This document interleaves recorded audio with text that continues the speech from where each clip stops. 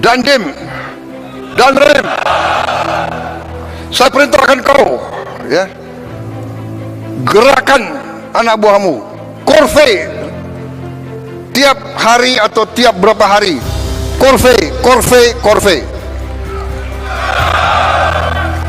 Anggota TNI Polri dan seluruh usaha ini dapat berlaku.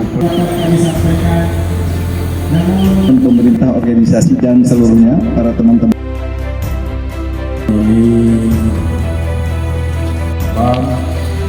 Beserta keluarga memang yang tidak hati-hati.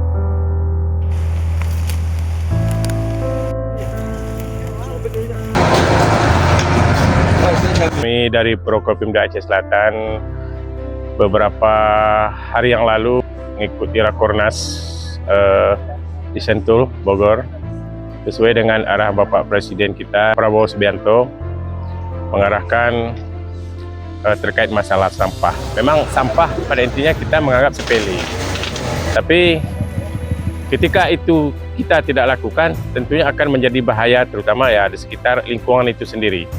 Makanya pemerintah hadir berkolaborasi dengan TNI Polri, tentunya ini dalam melaksanakan bersih-bersih. Ini menentukan sebuah semangat kita di Aceh Selatan, adanya kekompakan untuk menjalankan perintah Bapak Presiden Republik Indonesia ini.